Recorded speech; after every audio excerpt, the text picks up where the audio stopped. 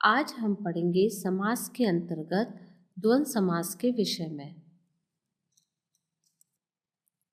द्वंद्व समास, सबसे पहले मैं आपको बता देती हूँ कि द्वंद्व समास के अंतर्गत दो पद होते हैं जो कि किसी योजक शब्द के द्वारा जुड़े होते हैं तथा ये दोनों ही पद प्रधान होते हैं।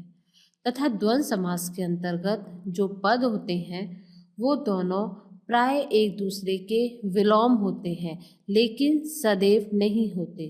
तो इस प्रकार से अब हम द्वंद्व समास की परिभाषा या द्वंद्व समास के बारे में यह कह सकते हैं कि जिस समास के दोनों पद प्रधान होते हैं उसे हम द्वंद्व समास कहते हैं।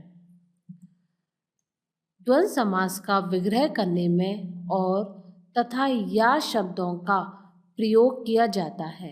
तो इस प्रकार से हमने जाना कि जिस समास में दोनों पद प्रधान हो तथा उनका विग्रह करने पर और या शब्दों का प्रयोग किया जाए तो वहाँ पर द्वंद्व समास होता है।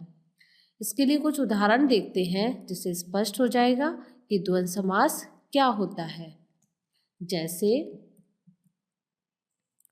माता पिता, जब हम इसका समास विग्रह करेंगे तो होगा माता और पिता।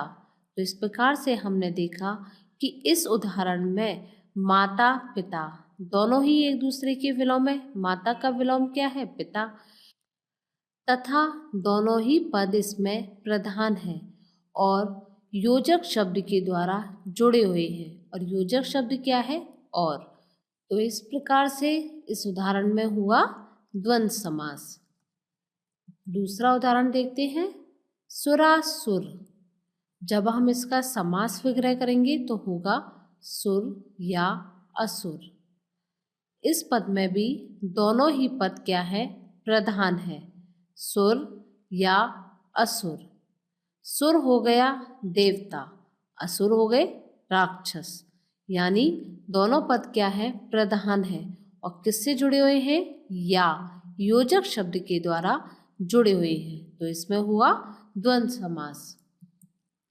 शीतोष्ण, समास विग्रह करते हैं शीत या उष्ण। शीत होती है सर्दी और उष्ण होती है गर्मी। यानी दोनों ही शब्द क्या है?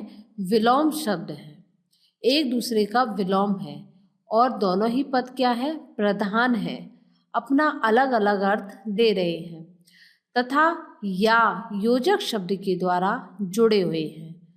तो इसमें हुआ द्वंद्व समास। 26, इसका समास विग्रह करेंगे 6 और 20। मैं आपको यहाँ पर एक बात बता देती हूँ कि बच्चे हमेशा यहाँ पर गलती करते हैं। वो यहाँ पर इसको द्विगु समास समझ लेते हैं। वो समझते हैं कि 26 यानी पहला पद क्या है? संख्यावाची है, तो हो गया द्विगु समास। लेकिन नहीं, द्विगु समास में जो पहला पद संख्यावाची होता है वह समूह होता है। द्विगु समास के अंतर्गत जो संख्यावाची शब्द पाए जाते हैं वो समूह होता है, उनका एक समाहार होता है। लेकिन द्वंद्व समास के अंतर्गत दोनों पद क्या होते हैं? प्रधान होते हैं।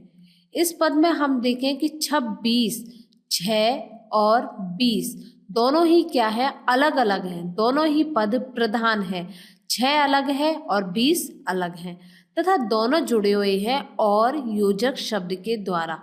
तो इस चीज का हमेशा ध्यान रखना कि द्विगु समास में संख्याओं का समाहार पाया जाता है और द्वंद्व समास में दोनों पद प्रधान होते हैं।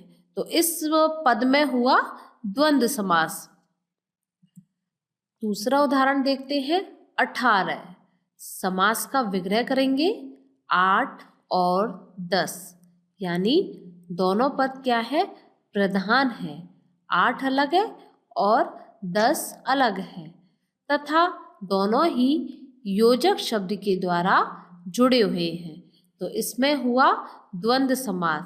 यहाँ पर द्विगु समास मत करना। द्विगु समास में बताया था मैंने, संख्याओं का समाहार होता है, एक समूह पाया जाता है, वहाँ होता है द्विगु समास। लेकिन द्वंद्व समास में दोनों पद प्रधान होते हैं। तो 18 का हो गया 8 और 10। ऐसे ही हमने पहले वाले उदाहरण में देखा था 26 यानी 6 और 20, और इन दोनों में क्या है, द्वंद्व समास।